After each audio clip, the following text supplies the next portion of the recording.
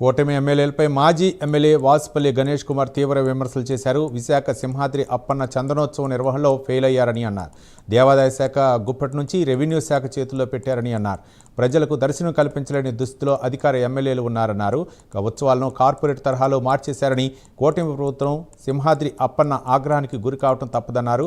అధికారులు తప్పిదాలు చేసిన చందనోత్సవం విజయవంతం కావాలని స్వామిని ప్రార్థిస్తున్నట్లు చెప్పారు వాసుపల్లి గణేష్ కుమార్.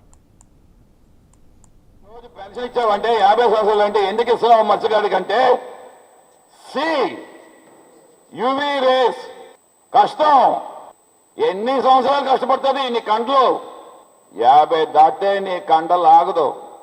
నీ వలసరాలంటే నీ కండలు ఆగదు, ఒంట్లో సత్తా పోతుంది.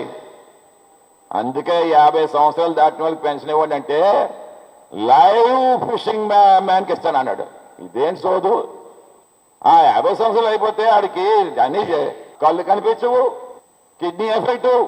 50 సంవత్సరాలు అయిపోయి ఇంట్లో ఉంటే పెన్షన్ ఇవ్వాలా లేదా? ఆడికి ఇవ్వడంట. జగన్మోహన్ రెడ్డి గారు వస్తారు, తప్పకుండా ఈ 50 సంవత్సరాల పెన్షన్ ఇంట్లో ఉన్న వాళ్ళకి కూడా ఏదైతే మత్స్య సంపద మీద బతికి ఇప్పుడు రిటైర్మెంట్ అయిపోయాడో వారికి కూడా ఇచ్చే ప్రక్రియ చేస్తామని చెప్పేసి మేమేమో జగన్మోహన్ రెడ్డి గారిని ఒప్పించనే చేస్తామని చెప్పి తెలియజేస్తా ఉన్నాం. రోజు పెన్షన్ ఇచ్చావంటే 50 సంవత్సరాలు అంటే ఎందుకు ఇస్తున్నావు మత్స్యకారుడి కంటే? కరీంనగర్ జిల్లా సిరసపల్లిలోని మల్లన్న దేవాలయం వద్ద వేసిన పెద్ద పట్టణాల్లో